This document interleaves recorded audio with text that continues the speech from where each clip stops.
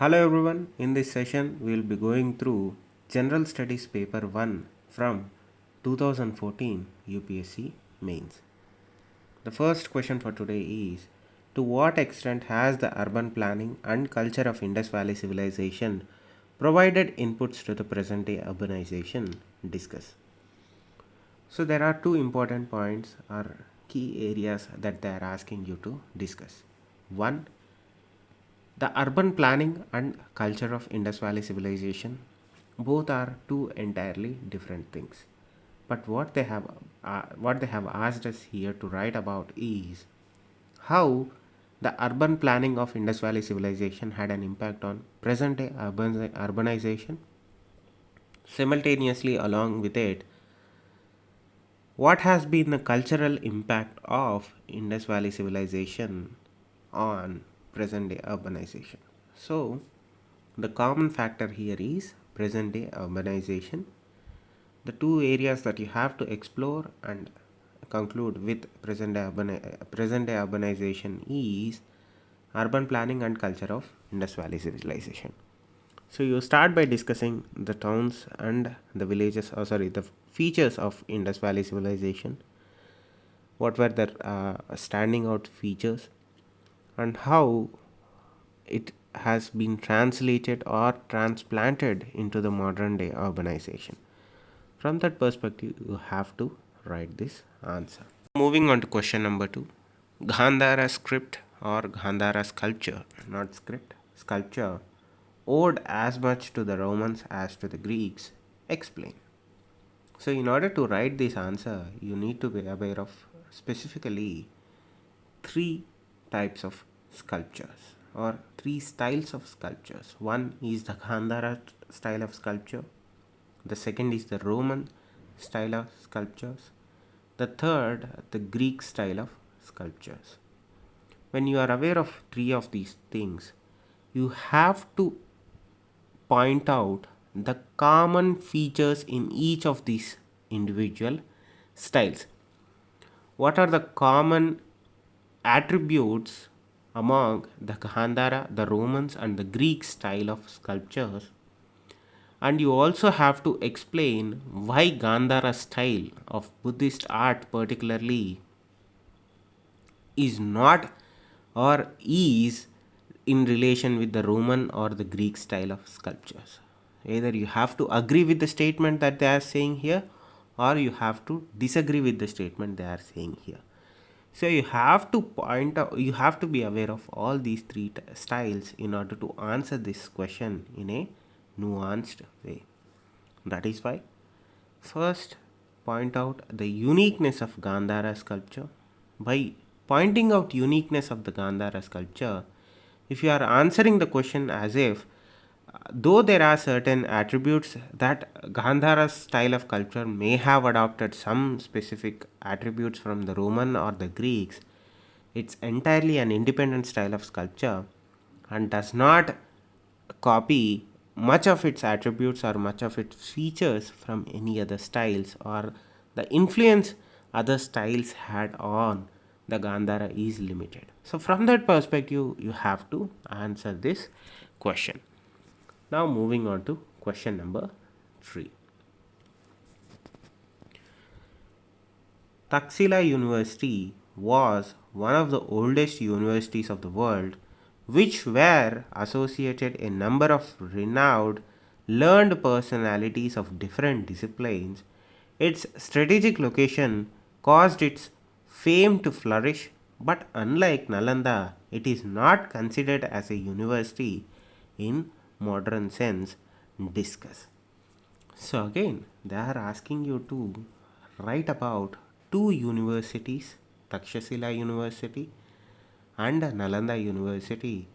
And not only that, they are asking you to point out or explain the factors as to why Takshashila is not considered a university, whereas Nalanda is considered as a university.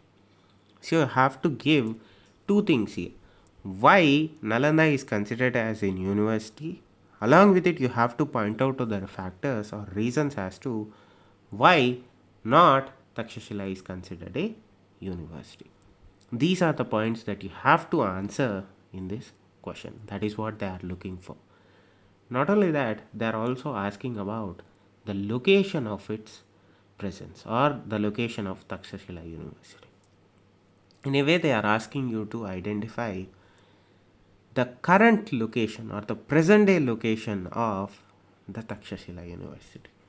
And if you are giving the present day location, you also have to give out the old location, in the sense, in the terms of old geographical identifications.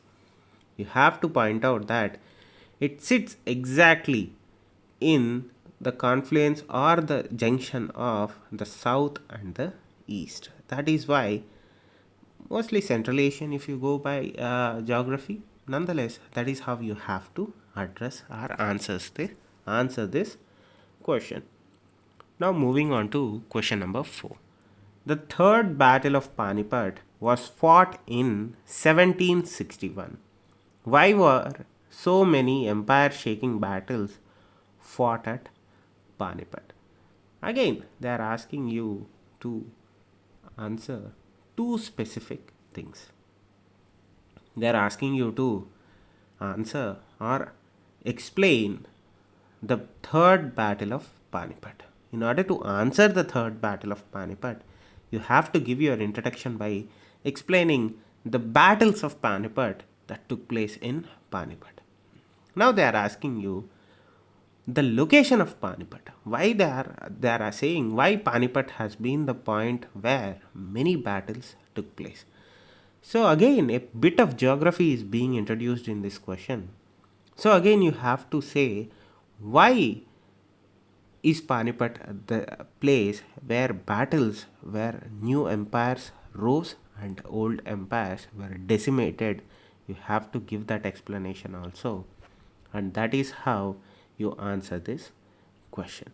See, there is an urge for an individual student to write as to the reasons that led to the Panipat Wars, but the question they are asking you to answer here is not the reasons for the beginning or the ending of Panipat Wars. They are asking first, what is third battle of Panipat? So you have to answer that in a detail. Along with it, you have to also explain the other battles that took place in Panipat, and they are specifically asking you why Panipat is the epicenter of major empire creation and empire decimation battles in our time. That is how you answer this question. Now coming to question number 5. So this is a bit of an interesting question, again culture related.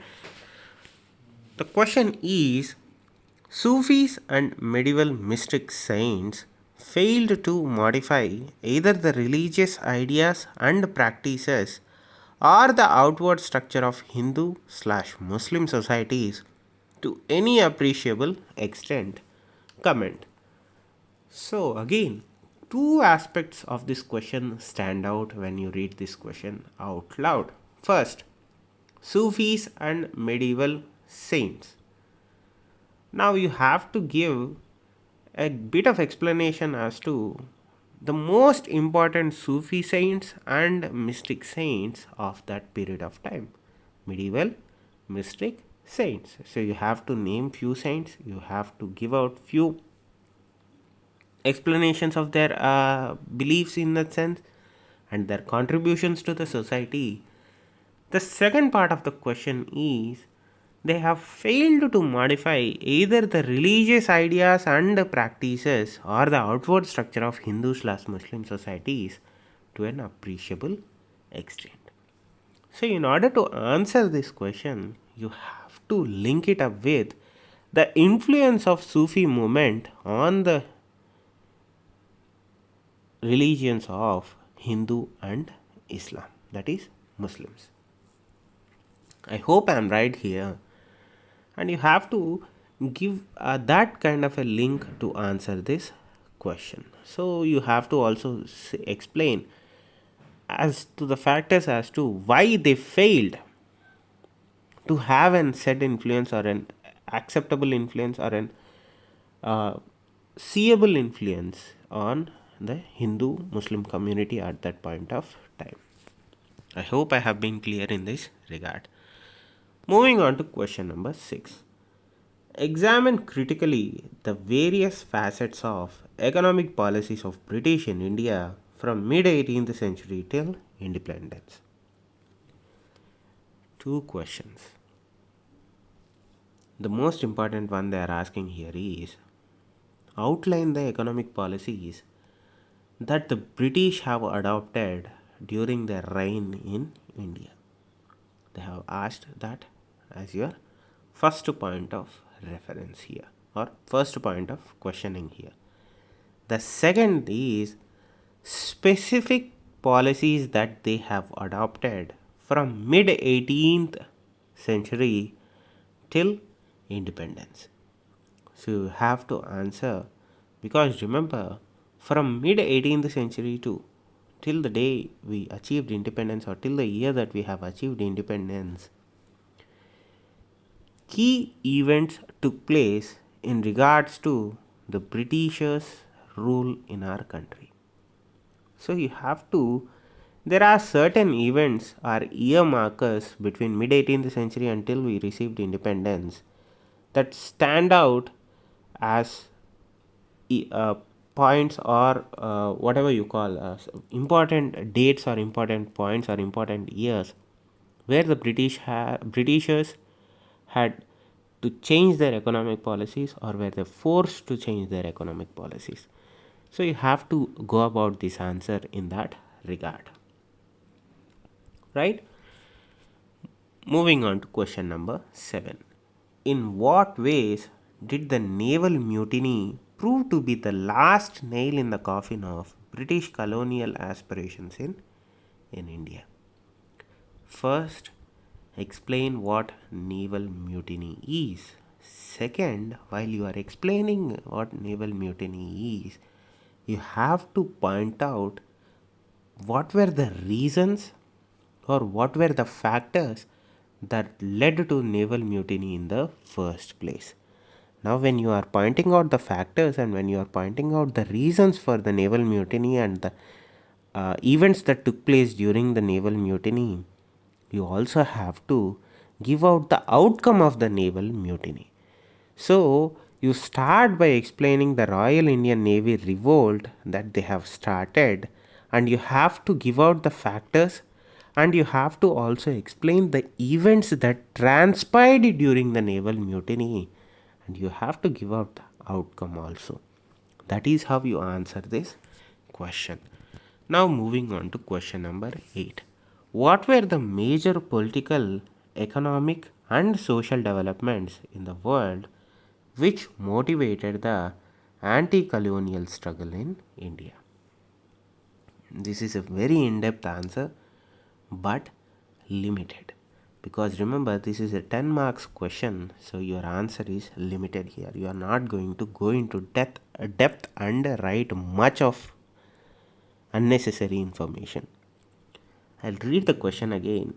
What are the major political, economic, and social developments in the world which motivated the anti colonial struggle in India? They are not asking you to write about our anti colonial struggle or our struggle for independence.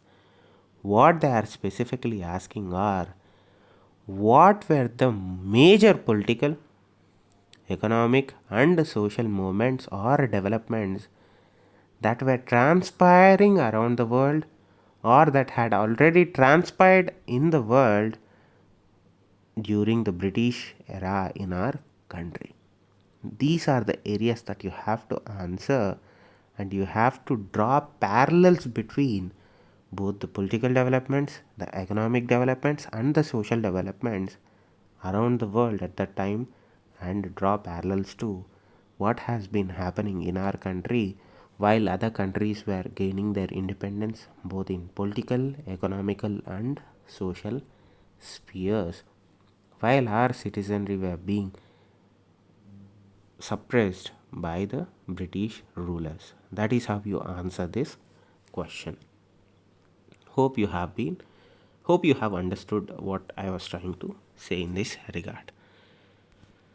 Now, moving on to question number 9. What were the events that led to the Suez Crisis in 1956? How did they deal a final blow to Britain's self image as a world power? So, the first thing that you have to do, like we did in earlier question, is to explain what Suez Canal crisis is. And as I said earlier, whenever you are explaining something, you also have to give out the reasons that led or the reasons that started the crisis in the first place.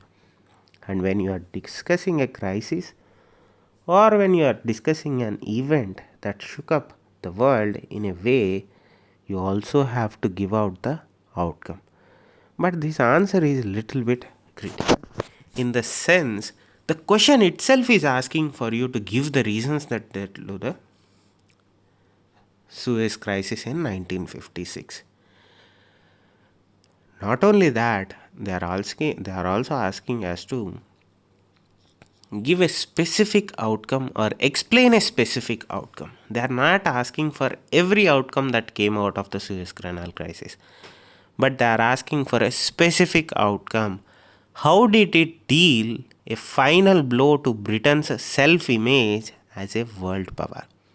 So, when they are asking for a specific outcome, they are asking what were the factors or what were the reasons that when one reads those reasons, they might assume that or they might come to the conclusion that Britain is no longer a world power or Britain has lost its status as a world power.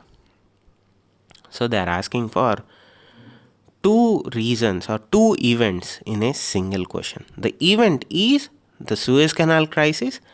The second event is a reaction to the first event, but nonetheless a major event in the world stage. The event is Britain losing the image of a superpower or a world power. So you are talking action, reaction. The reaction in this case is the outcome of the first action. Hope you are clear in this regard. That is how you answer this question. So moving on to question number 10. What is question number 10?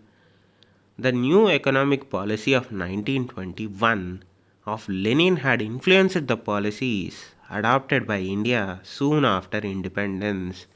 Evaluate. So, whenever some question is asked and they are asking you to evaluate, you have to do a comparative study of the question that is being asked. So, two things. Number one, the new economic policy of 1921 of Lenin.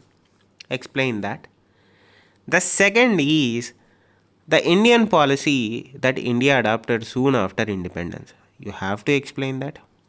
Now, you have to draw parallels between the new economic policy of Lenin and the economic policy of India that India adopted post independence from the British rule. That is how one can answer this question. Now moving on to question number 11. When you are talking about question number 11, how does patriarchy impact the position of a middle class working woman in India? So this question is from 2014. Now you have to answer this question in a very nuanced way. You cannot bring emotions into this answer, or you cannot bring your biases into this answer.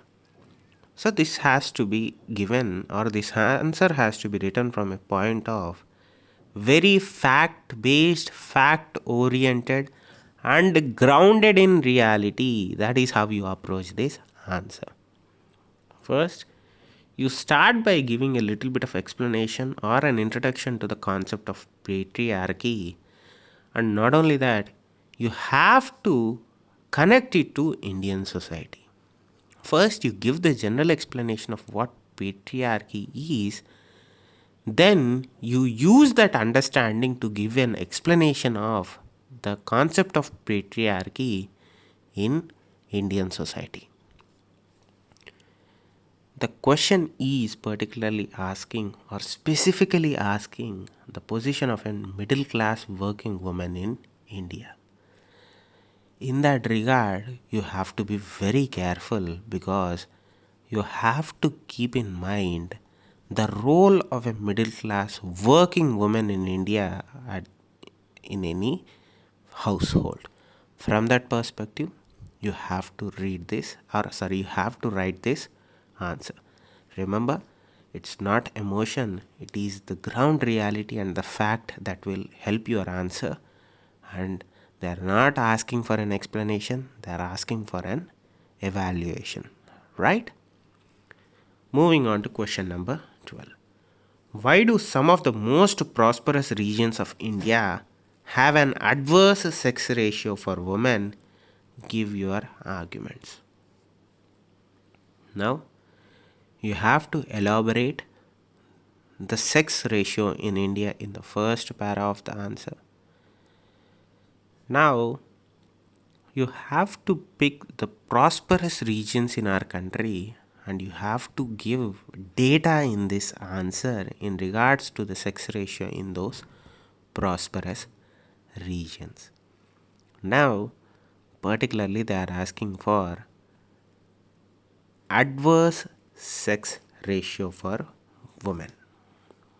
Now, you go on to give reasons as to why we are seeing adverse sex ratio in regards to particularly women in those regions. That is how you answer this question. Now, moving on to question number 13. The life cycle of a joint family depends on economic factors rather than social value. Discuss. First, joint family. Explain what joint family is. Again, remember, you are not trying to write an anglicized answer. You are trying to write an answer that is rooted in Indian societal values. You have to write it from the perspective of what has been the traditional concept of joint family from the perspective of an Indian society. Then you move on as to how or the life cycle of a joint family is dependent on economic factors rather than social values, and you go on about your answer. That is how you answer this question. Now, moving on to question number 14. Discuss the various economic and socio-culture forces that are driving increasing feminization of agriculture in India. Let me read this question again. Discuss the various economic and socio-cultural forces that are driving, right, increasing feminization of agriculture in India. First, you have to give an explanation as to what is the concept of feminization of agriculture. Now you have explained it or have elaborated it. Now you have to give the economic reasons and the cultural reasons as to why we are seeing an increasing participation of or an increased participation of women in agricultural activities. That is how you go about this answer. Now coming to question number 15. How does the Indian debates on secularism differ from the debates in the West? This answer is a trap laid in plain sight.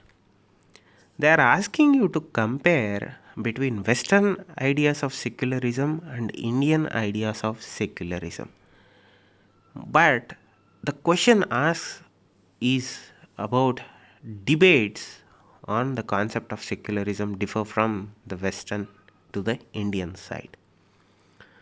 So you have to be very clear on what secularism is in the first place, because what the secularism is in according to the lens of the West is differ from the lens from the Indian society, and what secularism in general is.